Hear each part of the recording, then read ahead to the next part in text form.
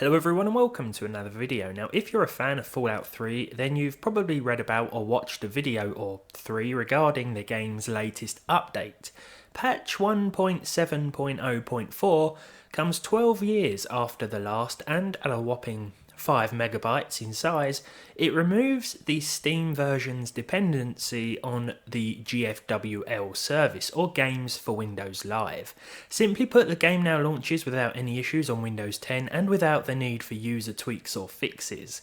This is good news for players who just want to play the game in all its original unmodded vanilla glory, but not so great for those who use mods, because this update breaks the Fallout script extender. With the biggest focus on this update being the removal of GFWL, accompanied by the amusing patch note that says the game will now launch, it's easy to overlook this little side note. The little line that reads, "Improvements to stability and performance." Now by coincidence, and I mean a very well timed coincidence, I benchmarked Fallout 3 a few days ago with the Athlon 3000G as part of a video I started to make. That video didn't quite work out, but I still have the benchmarks. Now you might be thinking, well, what sort of performance updates could possibly be included with a 5.4 megabyte patch? To be honest, I'd argue that the game now performs 100% better with my hardware because it's gone from not running at all to working just fine. Even if we were getting 1 frame per second with the latest version of the game, it would be a 100% performance improvement with the vanilla game. In all seriousness though, I always got the previous version to work with a couple of small tweaks. It was just part of the Fallout 3 experience, to be honest. The question is then, aside from the fact that the game now launches, at least from my tests, are there any other improvements or problems? Well, first let me say that MSI Afterburner no longer works, so I can't monitor the frame rate that way, not as of the 15th of October 2021, and not with any hardware that I've tested. Luckily, Windows 10 has a built-in resource monitor these days, which is pretty handy. With the high preset at 1080p, the Athlon 3000G and its integrated Vega graphics will play the game with an average of 49 FPS at the high preset, with anti-aliasing set to 4 and anisotropic filtering set to 8 by default.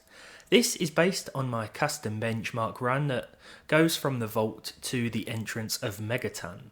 This is how I benchmarked the previous version of the game a few days ago, so I stuck with it in the interest of fairness. The previous version averaged 48 FPS and exhibited stutter in all the same areas, so while the 1 FPS difference is there, I'd consider that within a margin of error.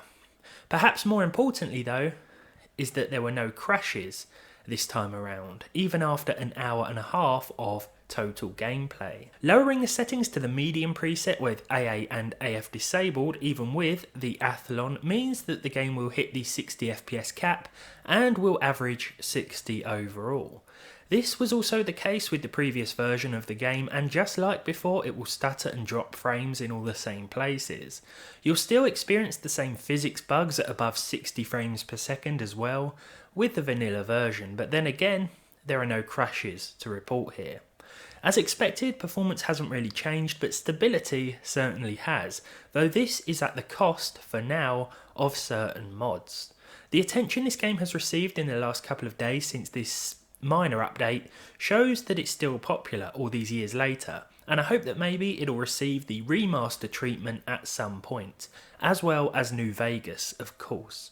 With all that said and done then, well, thank you for watching. Let me know how the Fallout 3 update has affected the game on your system. Maybe it now starts, or maybe it doesn't start, just like it never used to. But yeah, let me know down below. And if you like this video, leave a like on it, leave a dislike if you didn't. Subscribe to the channel if you haven't done so already, and hopefully I'll see all of you in the next one.